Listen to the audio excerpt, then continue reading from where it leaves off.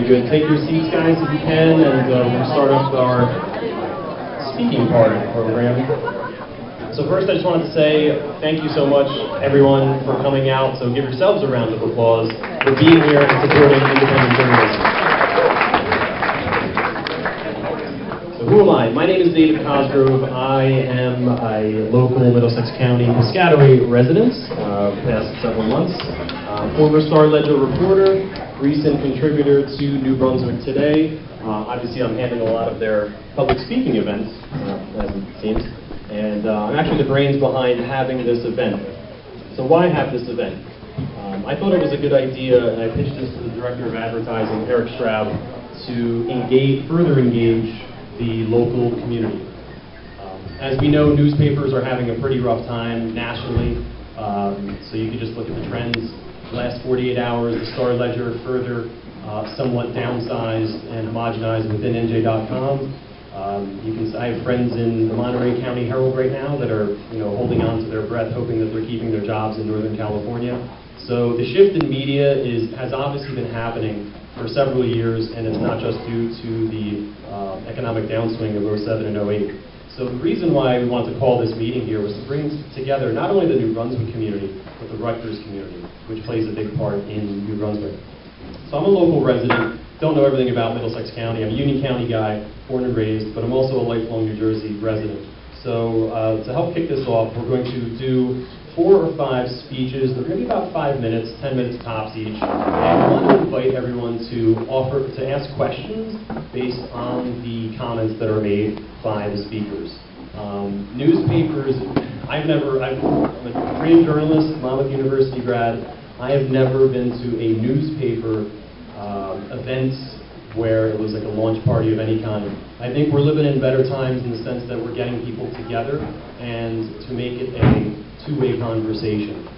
Reporters, the photographers, the editors of New Brunswick Today, we need your help in getting the news that matters most to other New Brunswick members. So that is kind of the brainchild, that's the idea that I've heard from the editors and publishers you're going to hear from tonight. So first, without further ado, let me introduce Eric Straub. Eric is the Director of Advertising for New Brunswick Today, also a lifelong area member. So Eric, if you want to come up and give a little talk about what you do for New Brunswick Today, that would be greatly appreciated.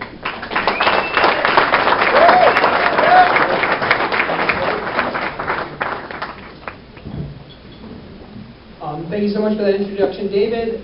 Thank you so much, everyone, for coming here tonight. I have a really excellent view of the room for the first time, and it looks phenomenal.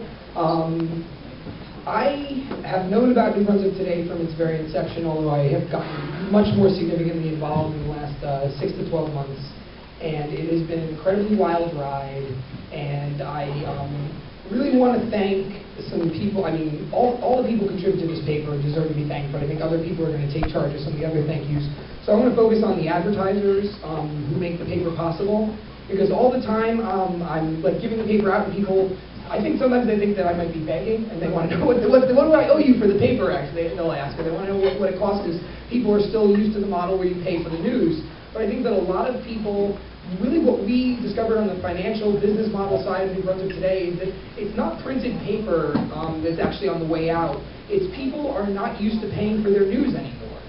Information is spreading faster than ever, it's freely available, and it can be very expensive to produce, but once it's produced, and we know about this with the newspaper, it's very expensive to put one of these together, but then it's not that much more expensive to make 10,000 of them. So we think that information deserves to spread, and in order to support that, the advertisers are the ones who actually make that possible. So I saw everyone thumbing through the papers, and I want people to acknowledge not just the really wonderful writing, photography, but the people the local businesses especially, who are investing in this newspaper and making it possible. I just want to let you know about a few things. There's a burger eating contest coming up at 25 burgers on April 10th. So for only $15, 10 burgers, 3 people to a team, first 10 teams to sign up. Definitely we're looking for contestants there. There's a number of really qualified attorneys who are incredibly aggressive and who care about what happens to you. So, I mean, with all the business owners that are in here, we don't just place their ad in there. We really want to have a relationship with the people who are part of our paper, and we really want to be a resource to connect the neighborhood of New Brunswick, because there's a lot of advertising you can get that's very expensive and that a lot of people don't have access to, and so it's more about how much money you have to spend and how quality your service is, and I think that we're trying to do something different by connecting with these local advertisers. I don't want to rattle off all the names, but there are some people who are here tonight, so if you're an advertiser with New Brunswick Today and you're here tonight, can you raise your hand, please? Really appreciate it. Eric Morrell, Spider Nine Landshaker, and John Kaplan in the back, new office in Highland Park, accessible to New Brunswick. Thank you so much, guys. We really appreciate you being here. The other really important thank, I'm not here to give too much of a speech, I just really want to give you important thank yous. I really want to thank Jason and Harvest Specialties Catering, who made the food that's available to you all tonight. Jason accepted a phenomenal discount for us in exchange for advertising credit, so in some ways he's one of our more significant advertisers. And you can applaud, but I have more great things to say about him, so you can save it too. He was phenomenal to work with. He was flexible. He didn't stress me out when I messed up. He wasn't a jerk at all. He was like great to work with, and I could not recommend him more highly for any kind of a corporate or party event that you may be having. And then also, which leads directly into the Elks Lodge, who is providing the space here tonight. It's a phenomenal space. It's incredibly affordable, and that's why we're able to make a profit with only a suggested donation. I think those are the most important things I want to say. I think those are the people that made this event possible. I am the director of advertising. You can contact me any single time that you want. I've got my face on a flyer here. I've got my phone number on the public website. My email address is everywhere. If you're interested in promoting a business, a cause, an event of any kind, even if you're like a nonprofit, you have very little to no money, you can still reach out to us. We're going to do what we can. We're going to want to work with you. And our philosophy is that we need long-term customers. We need people for whom we're performing a service that really works for them. So if it doesn't work for you, it's not going to work for us. We're not making that much money in the short term. This is a long-term investment. You're going to see us for a very long time. So please reach out to me when you can. Thank you for coming here.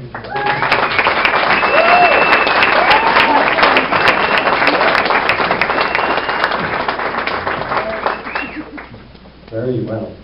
You didn't script that at all, did you? On the fly. Very good. Okay. Thank you very much, Eric. Next, we're going to have up a young man by the name of Sean Monahan. Sean is the publisher of New Brunswick Today. Sean is also has a professional web development business, Harvey Plum Creative, which was mentioned. He's an area resident for the past 15 years, a New Brunswick homeowner. And to give you some perspective on timeline for New Brunswick Today, the first web article came out back in November of 2011. First print article came out in November of 2013. So the site, the paper, it's growing. Tonight's evidence is positive of that, and part of the brains behind the whole operation is Sean Monahan. So without further ado, let me introduce you to him.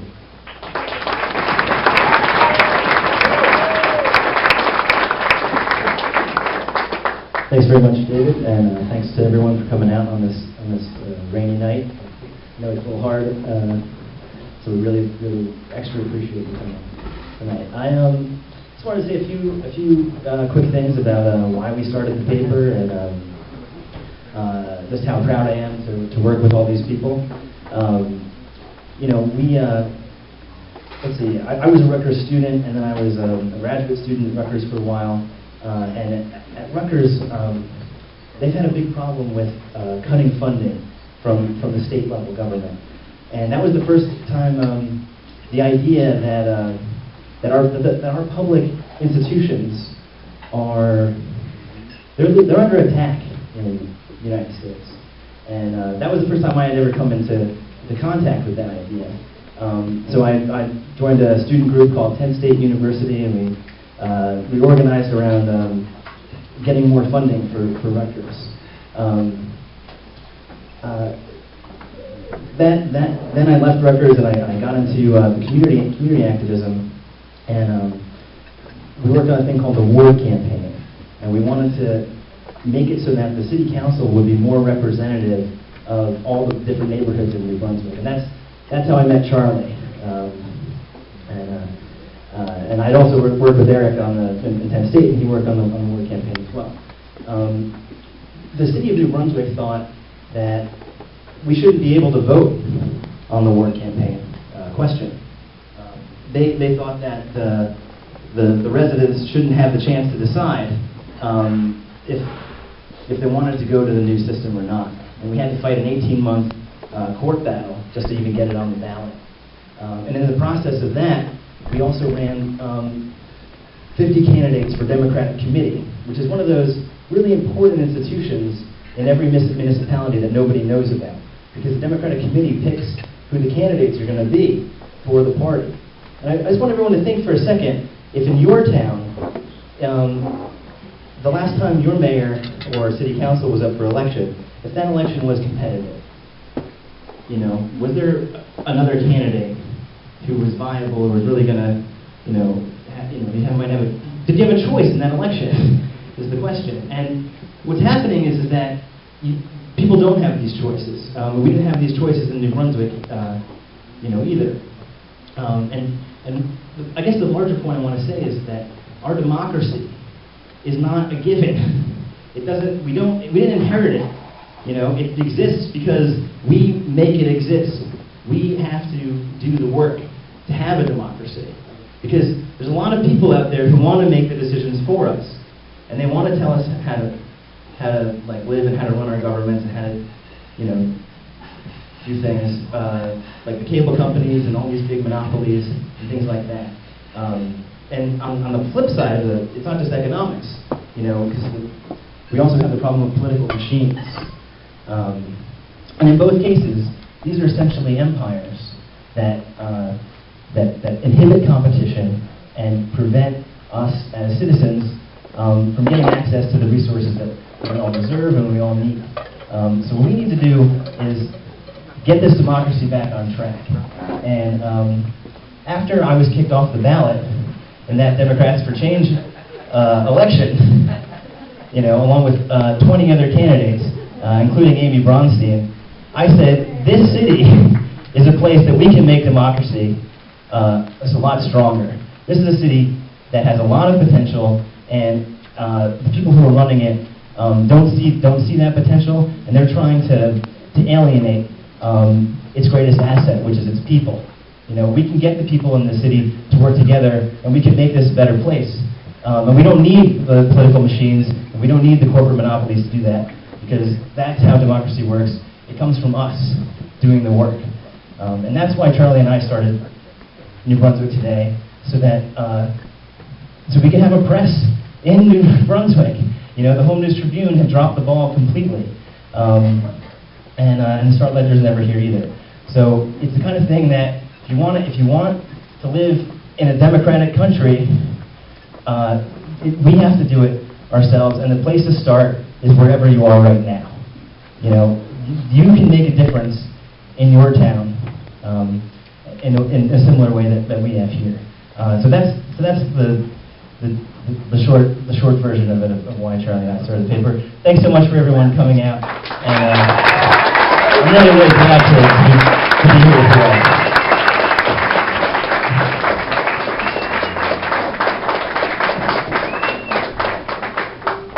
Sean, great words. You can see the passion behind his words, and that's part of the reason why I signed on with New Brunswick Today. Really speaks, you can tell he speaks for the people. I was a resident of Hoboken, New Jersey, was adversely affected by Sandy, and upon moving here, I started cracking open the pages of New Brunswick Today, and it led me to Sean's house, essentially, and I said, I'm a former Star Ledger guy, and I know what's going on with media, and what he speaks is the truth. It's not automatic pilot. That's one of we all use these different frame terms. It's a lot of work. A lot of our family members, friends, they might turn the light switch off and say, hey, well, someone else is. The more we pass the buck to other people to do the work for us, the more the work will be done. What is proof of that? Citizens United. It was the worst Supreme Court ruling in United States history, in my opinion, and if anyone wants to debate it, we can debate it. But that essentially allowed the purchasing of our democracy by lobbyists and special interests on the high end to complement what Sean is saying at the local level. So our voices are our strongest assets, and that's why I'm proud to be here tonight, to be among such fine people. And I'm going to introduce another one to you. Her name is Debbie Gallant. Debbie is a really special person for New Jersey in general because she is the brains and ideas and execution work behind the New Jersey News Commons. She's the director of this organization, which launched in 2012. It's funded by Dodge and Knight, located at Montclair State University, and it really aims to improve and strengthen journalism in the Garden State. Journalism does exist. They have a great operation that's rolling out, connecting great journalism throughout New Jersey. So if you haven't heard of New Jersey News Commons, I'd implore you, go on your Facebook, go on your Twitter, check them out. Really good reporting is happening. She's putting it all together. Debbie also, 10 years ago, she started baristanet.com for the greater Montclair State area. And one of the things I think that she helped establish was for people in New Jersey that had these ideas that Sean's talking about, that have the gumption and bravery is part of it, is that you can be your own publisher. And so with her founding of BaristaNet, with her leadership at New Jersey News Commons, it's really great that she's here to help us fully launch New Brunswick today, and I want to welcome her to the stage.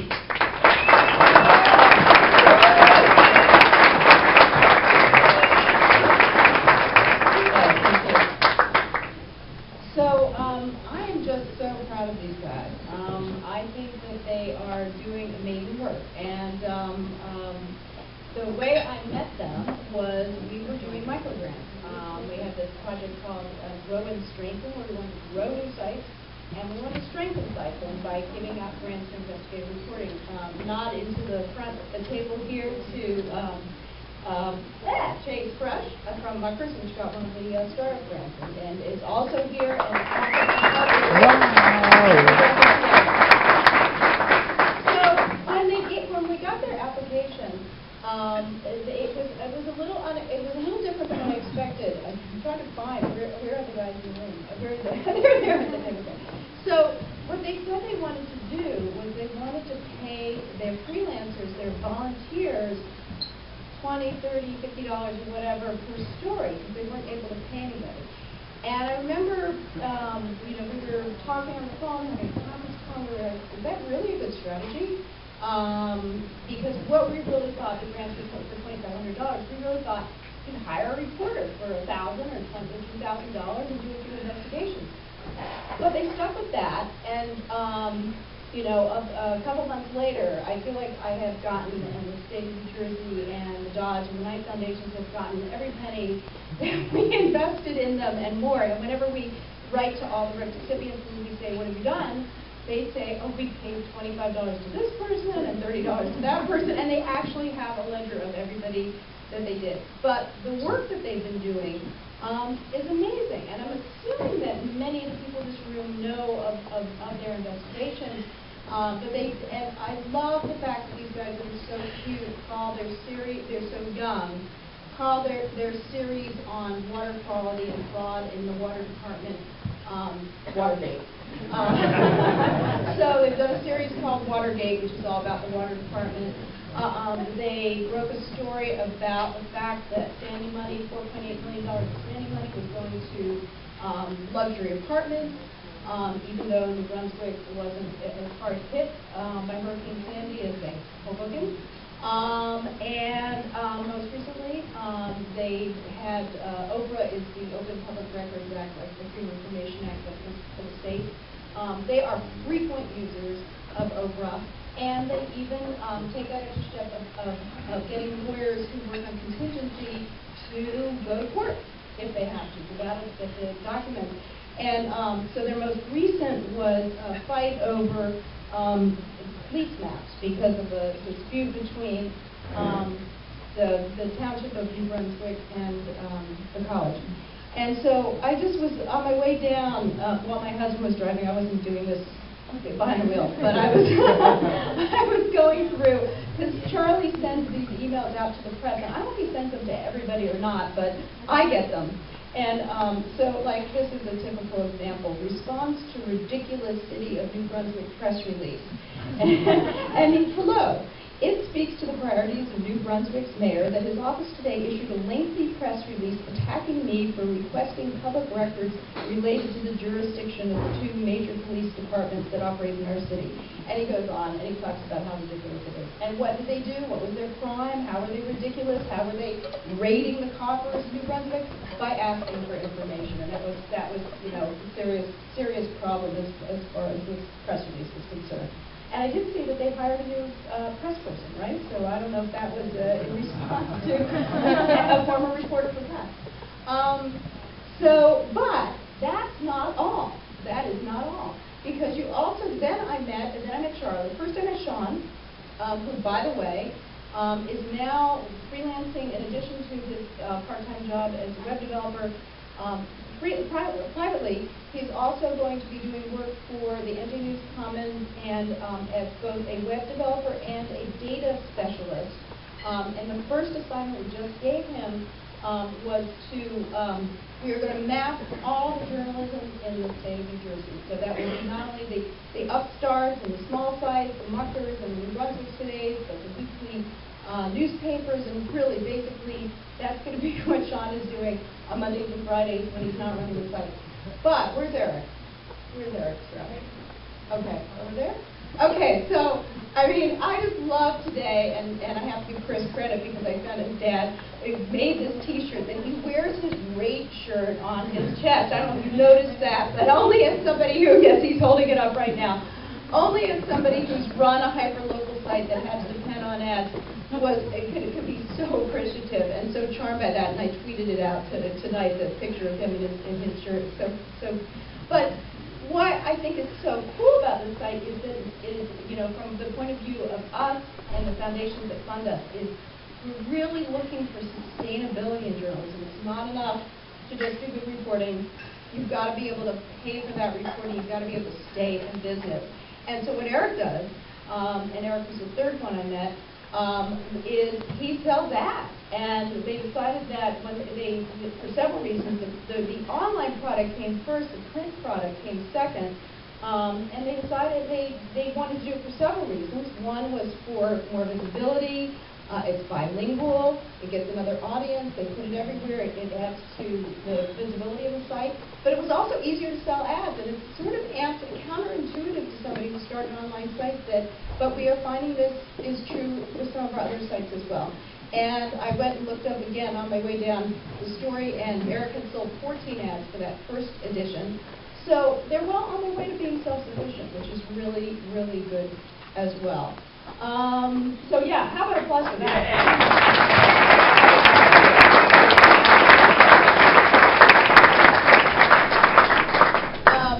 And just the last thing I'll say is that, so we are in a project, a special project that we're doing with CUNY, the City University of New York's Graduate School of Journalism, and Dodge, to really look at the nut of how do you get sites, small, new sites in New Jersey, or anywhere actually, to be self-sufficient.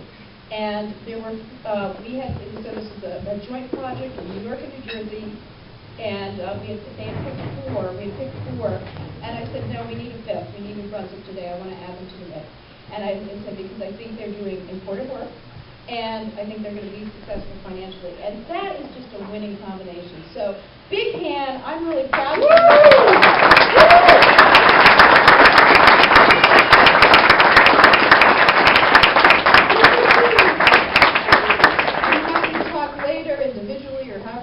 About what we do at the New Jersey News Commons, but this is their party, so let's celebrate them. Thank you very much.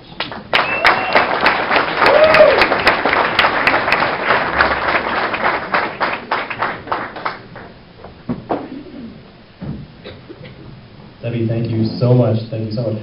We have a little impromptu music that's going to happen right now, so you don't need an introduction. I'll just let him take the stage. This gentleman, his name is Spook Handy. Now, Spook is a local musician, and he's going to give a shout out to a person who I dropped a couple of tears for when he passed away this year, in the past couple of months, Pete Seeger. So we all know when Pete Seeger passed away. I mean, I don't know what you want to say about Pete Seeger other than he's one of the best musicians, in the last 40, 50 years in Americana. Pete actually also opened up New Brunswick's River Festival back in, I think it was 1980. I dug up the photo on that and published it in New Brunswick today. So music is part of it, and Spook is here just to give a shout out to Pete, and he was one of his mentors. So I'll let him say a word and play a song. All right. Yeah.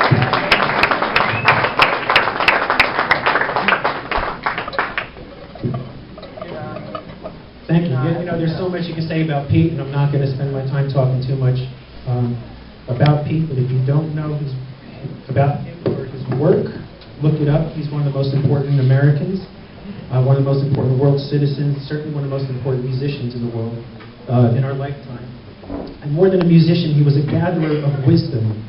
And you could go to Pete Seeger to learn all kinds of things, like, for instance, did you know Margaret Mead said that never doubt, is a paraphrase, I'm not sure if I have it exactly right, but never doubt that a small group of determined people can make important change in this world.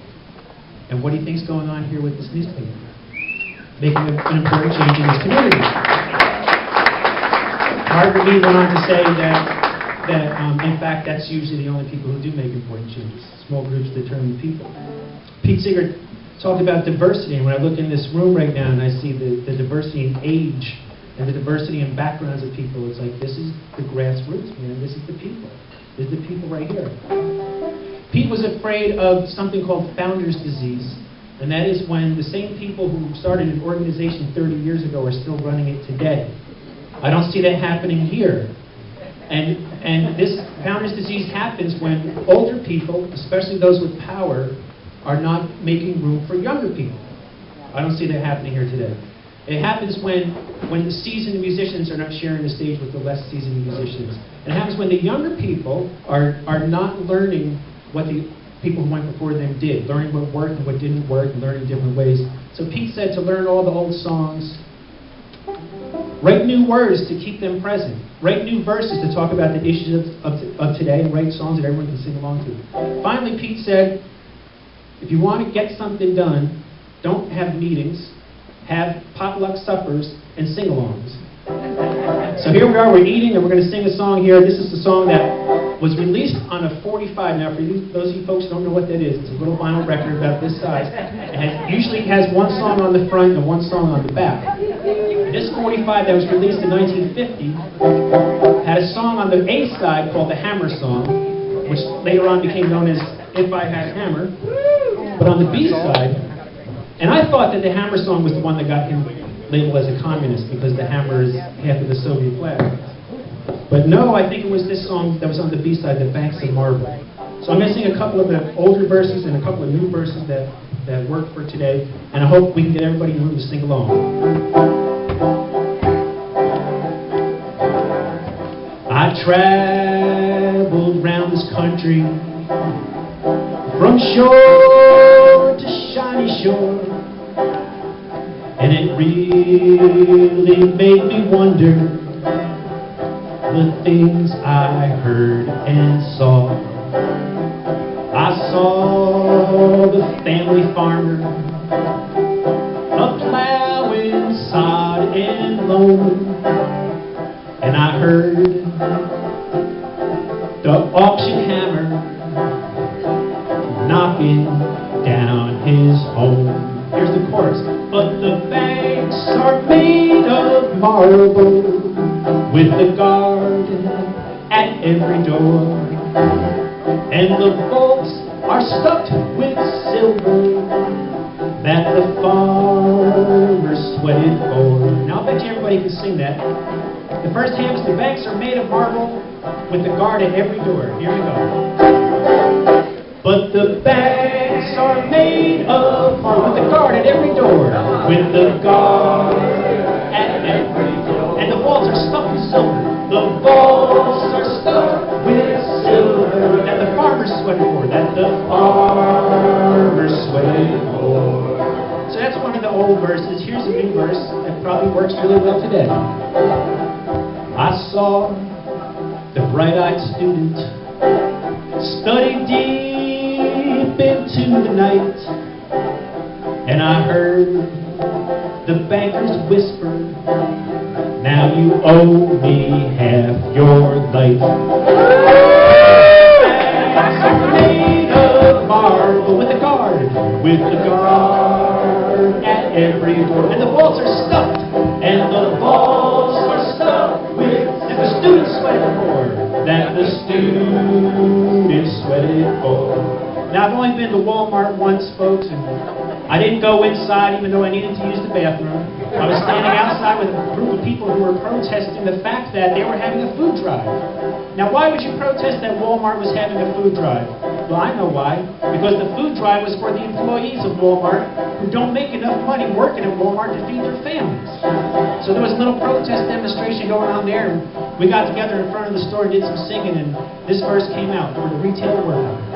I saw the retail worker standing all day on her feet, and I heard the check they pay her doesn't buy enough to eat. But the banks are made of marble with the guard at every door, and the vaults are stuffed with silver. And the retail workers sweated for. Yes, I seen the people working throughout this mighty land, and I prayed we'd get together and together take a stand that we might own those banks of marble with the guard at every door, and we'll share those vaults of silver that the people sweated for. Yes, we'll own those banks of marble with the guard at every door, and we'll share those vaults, of silver that the people sweated for,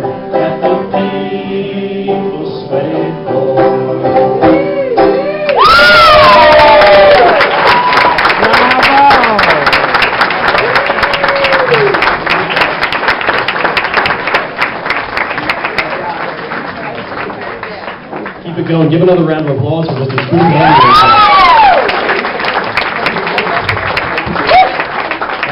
Excellent job, young man. Do you have a website if people want to reach out to you to book you for gigs? Spookcandy.com. There you go, spookcandy.com. You can't forget that. So, Mr. Seeger himself, his passion was the environment for people that know about him. He runs an annual festival. I think it's going on this year. Does anybody know if that Riverfest, the Clearwater? Went to it last year with my girlfriend, and it was great. So many great musicians. Music, that's about finding your voice, and that's what Pete Seeger was doing. Everybody has to find their voice and what they're passionate about. So right now, in honor of the passing of Pete Seeger, we also have a little quick memorial. We want to say a word, and I'll let Sean come back up just to say a word for someone in the community.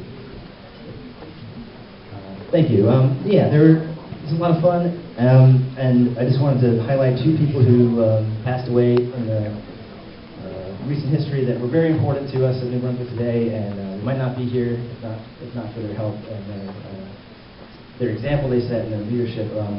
The first person is David Young, and he passed away from cancer last year. He was the publisher of a newspaper in Highland Park called the Highland Park Mirror, and it was a great publication, and it had a website and a print edition. And when he got sick, he wasn't able to keep it going. But I worked on his website with him, and Amy worked for his paper, we miss him very much, and we miss that the Highland Park newspaper is gone. But it gave us a lot of confidence to see someone else out there doing it, and to see him being able to run it. And he was a friend of ours, and I'm sorry that he passed away. The other person is Charles Renda. He was a lifelong New Brunswick resident. He was an attorney here in the city. He went to, starting in the mid-90s, I think he went to like every city council meeting. He was the conscience of the council. He held he held them accountable, and when Charlie and I would go to city council meetings, he was like a mentor for us. He helped us with the ward campaign. He was also a neighbor to Amy and I on Harvey Street. And he was someone who had incredible values and conviction, and he never saw a need to compromise those values. He was happy to to do what's right and let the chips fall where they may. He was just a big inspiration to us. And so I'd just like to have a moment of silence for Charlie Rennie and David Young. So.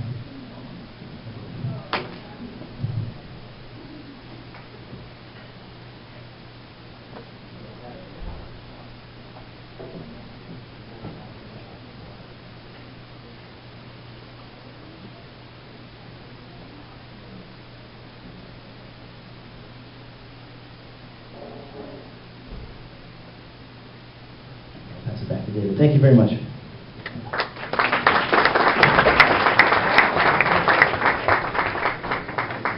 Thank you very much, Sean. Sticking with the same theme that we're running with all night, and here, I'm going to introduce someone who really, I haven't met till tonight, but from what I hear about her, she is a wonderful, wonderful, wonderful person. Founder of Lazos America Unida, the Ties Uniting Americans. Now, I was born and raised in Elizabeth, New Jersey, and I was the minority in my high school. So it helped me, to just see all the cultures in the cornucopia that is New Jersey and the United States of America that my parents came to from Ireland back in the 60s. So the fact that New Brunswick today publishes in Spanish, it's bilingual, it really is a for the people publication. And Teresa, I'm told, is not only a dedicated community organizer, but she is a super organizer. So I want to see what she has to say about New Brunswick today. So let's welcome her to the stage, everybody. Teresa Duval.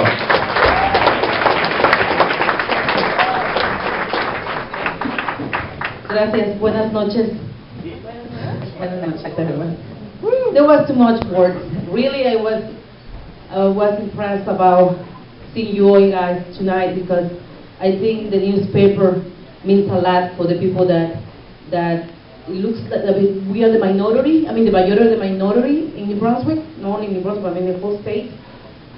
But not many people see us, that I was thinking on what we're saying today, and we live in a city that is very diverse, that we have too many resources, wonderful people, but sometimes certain people use us for their purposes. And I was thinking about the Ice Age movie, the game from they play with the kids, I see you and I don't see you. Well, the Mexican American community is one of those, the little kid, I see you and I don't see you. We exist and we don't exist. But for the New Brunswick Today group, and before when there were students at Rutgers, when they started the campaigns on many issues, we always exist for them. They always ask us, what you guys need? What's going on? And that changed a lot. Because somebody mentioned before how we can collaborate together, how a community can work together towards the issues that they're confronting. It's not a small group who is running New Brunswick, it's the people. And we need to work together towards those changes. So the newspaper, I remember this when we had the Sunday momentum, everybody was asking me, Teresa, where are we going? Where the shelters, what we can do? Mama was asking questions. And the only way, and the only resource that I had in the moment was Charlie. Charlie, what's going on? Newspaper, go or link it, please, give a like and ask them, because that's the only resource that we had in the moment. Not even the police, not even the mayor office, nobody could give me the answers but the New Brunswick Today. So that's how important it is for us. There is bilingual. It's the first newspaper. I have 20 years living in New Brunswick. It's the first newspaper that offers us a reality. It's not buying of anything. It's not lying to anything. It has been there for the people. And I think that's what is important. That's what we need.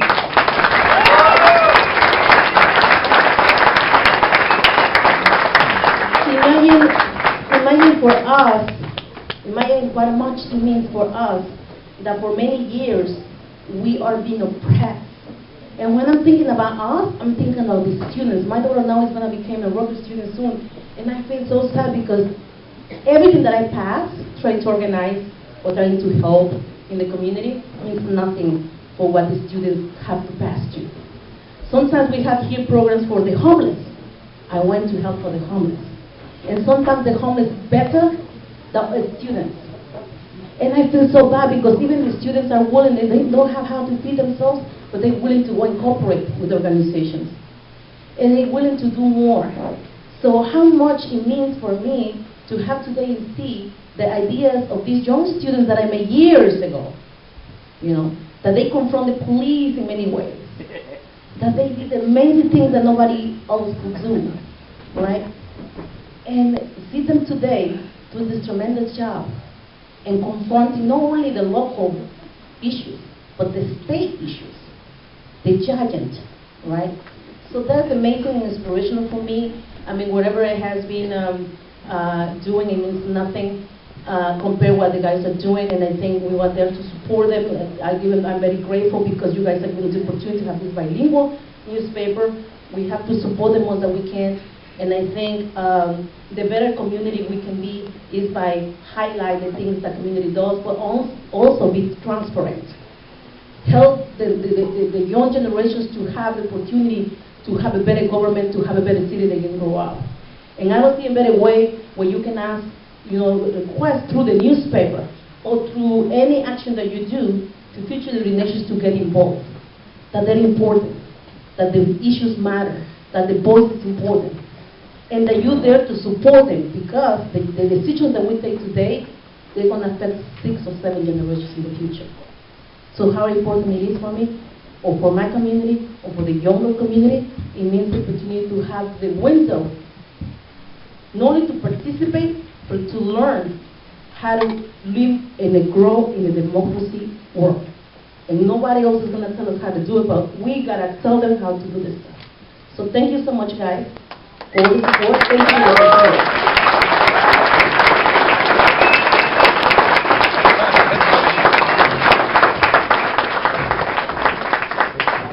Lisa Viewer, give her another round of applause. That was great. Excellent stuff. So what do you think so far? Pretty good, right, guys? You're getting some really passionate people from the community, and they're getting together, and this is possible. This is possible again to do. You know, we have our cleanup hitter is coming up, the editor of New Brunswick Today. But before I get to Charlie, just wanted to say if there's anything else that anyone wants to pitch regarding events, because we're throwing a lot of ideas around right now. Let us know. Do you have one right now? Actually, I have a question about the collab art. But, I think you guys are putting up spaces on walls where you can see what's changed, right? Right. Like, I don't know what's going on with that. Maybe Charlie. I know that's been going on since like last year, but you guys are actually doing it. Well, yeah, we'll segue to Charlie right now. Yeah, Dan Smart is, I believe, with us. Dan, you in the room still? Yeah, Dan's over here. Dan runs Collab Arts, and he knows all about those projects, so you can go reach out to him. They're a phenomenal organization, and we also do a comedy show with them. So April 10th at Alpha Art Gallery, come watch me tell jokes.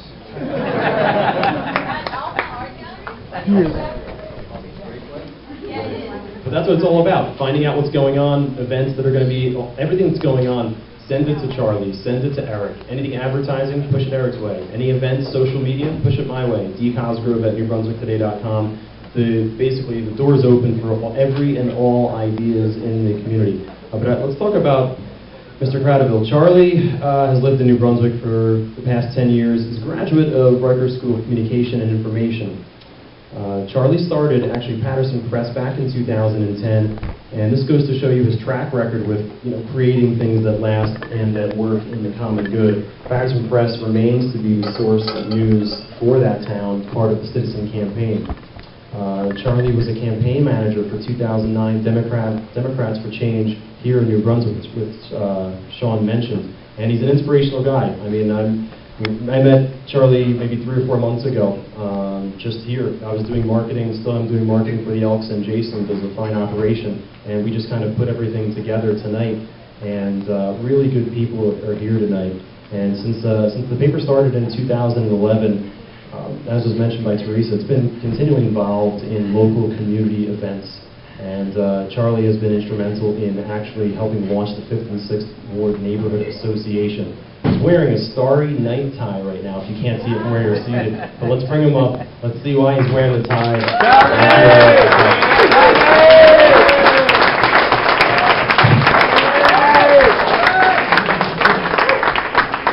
Hey, Charlie, why'd you write such a bad article about Termel Pittman?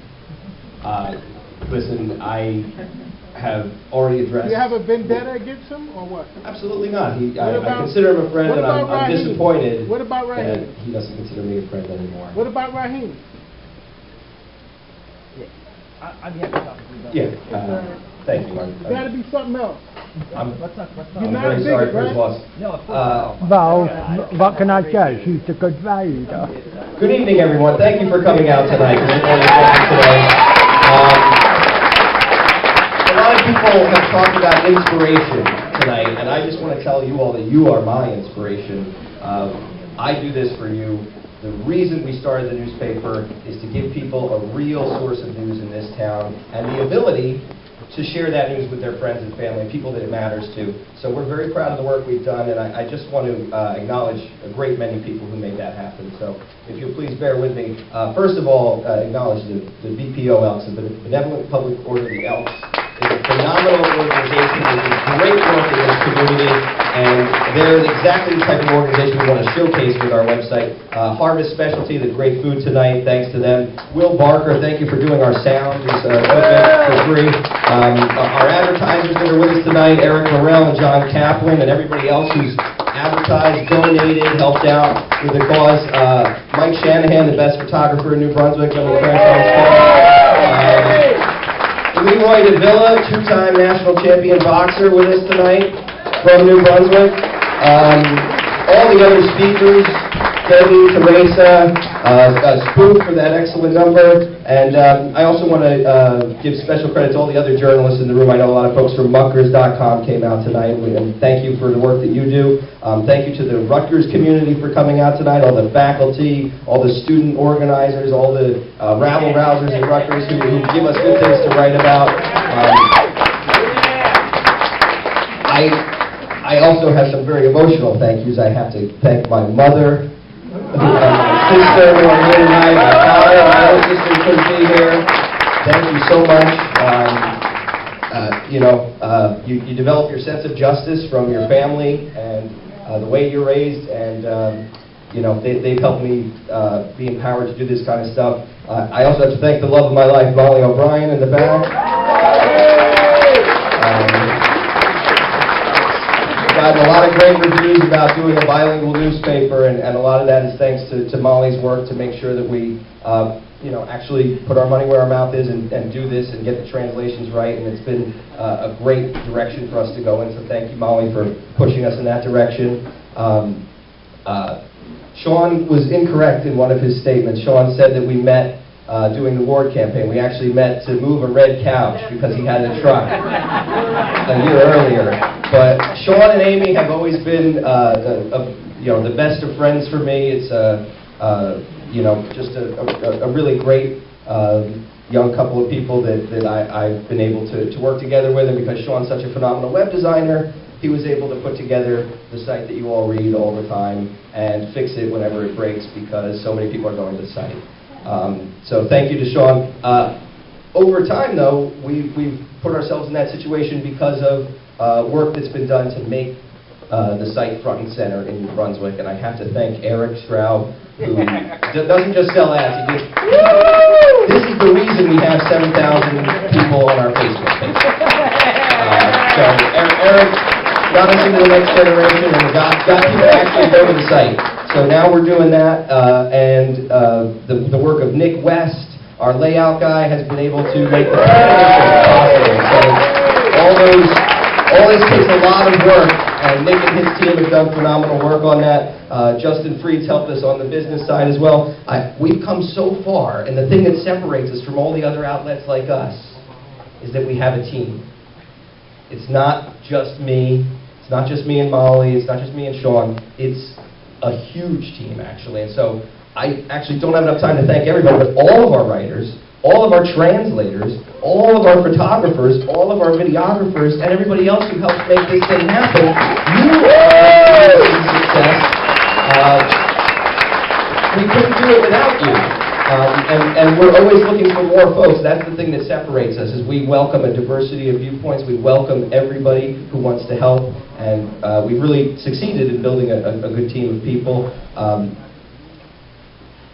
At the end of the day, we want to be the newspaper for all of New Brunswick, and that's a big task. But I often think back to Charles Renda, who Sean had memorialized earlier. This is a weird town, you know.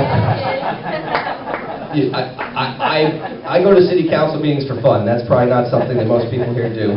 But you go to the city council, and instead of seeing the city council fight with themselves, as is often the case in other towns, they're all on the same page. They're all doing everything the same. And the people in the community are sometimes fighting with each other, and that's real tragedy. But Charlie was above it all, and Charlie went to every city council meeting, and he would call them out for everything that was not above board. Charlie Renda was a great guy, and so you've got this town now where the town council doesn't care, doesn't really respond to the community, and you got two guys named Charlie who both sit in the front row and ask him a bunch of questions. And so that's where I came from. And Charlie was such a huge inspiration to make this possible. When he passed away, it really left a void. And going to those meetings on a regular basis, I realized that I had to step up and do my best to live up to that example, to fill that void, and to take the newspaper to the next level. So that's what we've done over time, and I'm really proud of it, and it is a tribute to Charlie Renda. I want to single out a couple of people who were key in bringing in the first person to really write an article that wasn't Charlie Cranwell was Peter Tumulty, who was here earlier tonight. Peter Tumulty Jr. was one of our first writers. He brought in Jad Cato, who's one of our best reporters in the back. Jad and his whole family have been really helpful to me and to supporting the paper. But at the end of the day, we have so many accomplishments to celebrate. I just want to take a look back at what it was like just 6 months ago or a year ago, before we really blew up.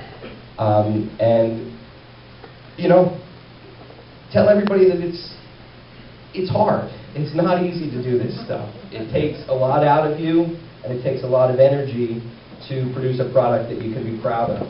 But it's also something that can be manageable, and it's something that any one of you can do for your community just with a computer. And that's the amazing thing, is we proved that with literally no budget, we could start a website that could make a difference in the community. And each and every one of you can do that. If you find out about something that's important, you can post it on Facebook about it. You don't even need a website. You can take a picture and share it with your friends. You can take a video. Just a year ago, there was the crazy college party on Delafield Street. I made a video with my cell phone. 500,000 people viewed it. You know, that video was on all the major TV stations. Just the cell phone that was in my pocket. So I really want to, if I want to get across one thing to you, it's that you can make a difference. You can do this. You don't need a website. You don't need a printing press. You don't need the funding. You just need to try. And you just need to actually connect with people. And that's sort of where the rubber meets the road and the paper succeeds, because all of you are here, because all of you are reading the paper, and all of you are sharing it with your friends and talking about it. And without that, we would just be a website that nobody went to. So I just want to thank all of you for that, and also, you know, look back at how we got started when we were just a team of 6 reporters, maybe, just a year ago. And we had never gotten any coverage from any other outlets. And whenever we would cover anything, the other outlets would be afraid to cover it because they weren't sure if it was real. And then our big break came last April when News 12, Walt came to town, picked up our story, and investigated that a school board election had been conducted inappropriately, had been conducted, you know, outside the bounds of the law that were set up. And after that story, that gave us the momentum that we needed to move forward and to get coverage from other outlets. But more importantly, it gave everybody on our team validation for the work that we had done, for being a part of this project. And from there came the grease truck story, which was ridiculous. It was really crazy, but we broke the website with a short article. 150,000 people viewed it in one day. And from there, more people just kept sharing. Eric was doing his job. Debbie Galan, whose remarks were very great tonight, and her organization helped us to start paying our reporters. And that was the momentum we needed to keep going at that point. And then we really got to this sort of critical mass where it was do or die. We wanted to go to print.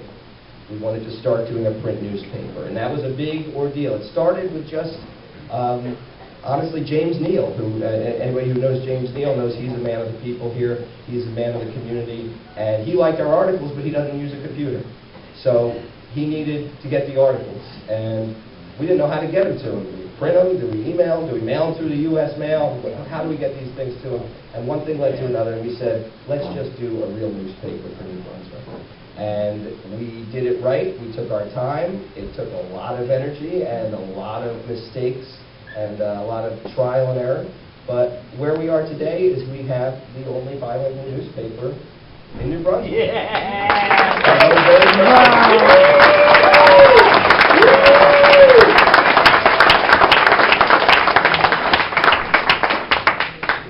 That's victory number one.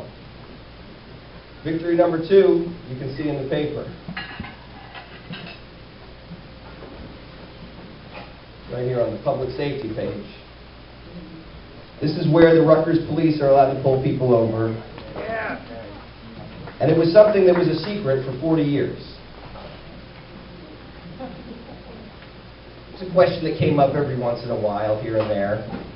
But then when we started to hear rumors that the jurisdiction had been changed for an inappropriate reason, we knew we had to ask for it. We had to ask for the maps. We did the normal procedure. We filed an email OPRA request, a public records request. Filed the same request with Rutgers and with New Brunswick. Rutgers ignored our request. New Brunswick denied our request. We did the right thing and we got an attorney to represent us. Walter Lewis couldn't be here tonight, but he did a great job representing us and representing me in this suit. And what ended up happening was we lit a fire under these guys' butts. And basically what happened was the city administration came and attacked us and said that we're not a real newspaper, we don't deserve the maps, and basically we could be, if they give up the maps to us, bad things could happen to the people of New Brunswick. And over the course of the next few weeks, their tune changed a little bit, and now we have the maps. So that's victory number two. We should be very proud of that because that is something. Victory number three is a small one, but we've been approved as official press.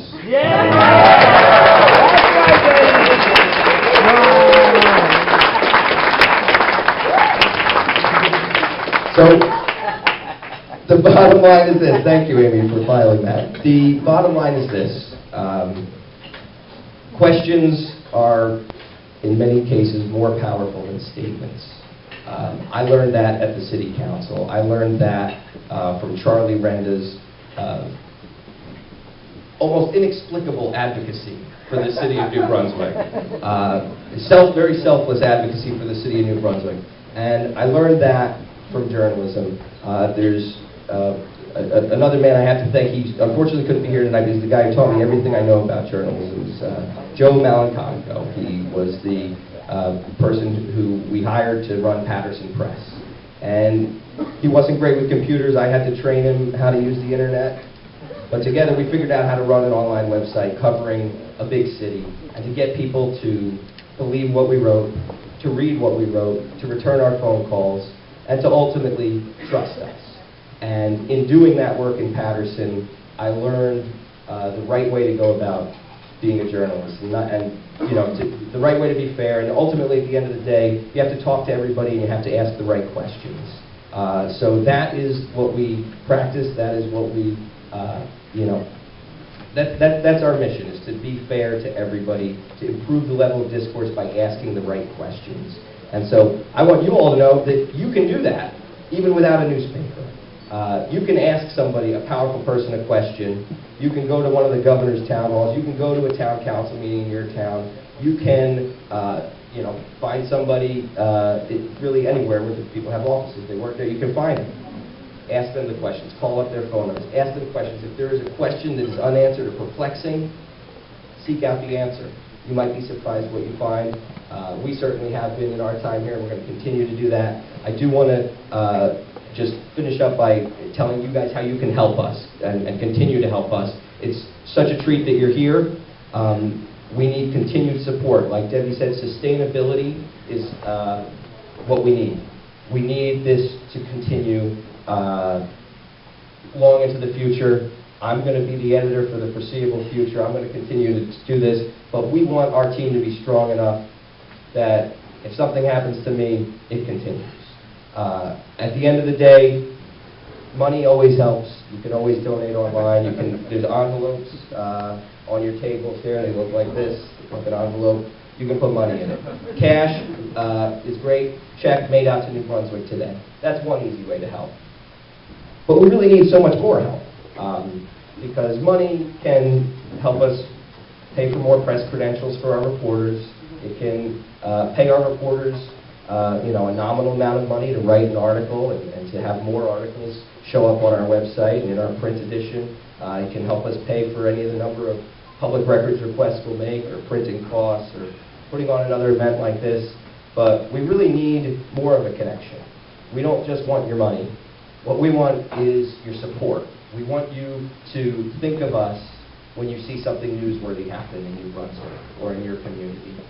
We want you to give us news tips. We want you to take photos for us if you can. If you take a good photo, we'll use it. We have 7,000 people on our Facebook page. We'll credit you for it. You could start a career as a photographer. Just take the picture and send it to us. We want writers. We need people to write. We want people writing in English and people writing in Spanish. We want translators who know both languages well to help us make sure our translations are the best. So I want you to really think about that, and please, everybody, take at least a few copies of this on your way out. You'll see my number is on page 12, I believe, and that's my personal cell phone number, my personal email address. Call me, email me, get involved. We'll sit down and find a way for you to get involved that works for you. If you want to give money, that's great, but you can give us so much more if you are willing to help become a part of our team, if you're willing to help ask questions, take photos, do research, do translations, and ultimately, we just need your support in terms of reading our articles and sharing them with your people. Surely something's come up where you've read an article on our site and said, wow, somebody needs to know about this. Make that phone call.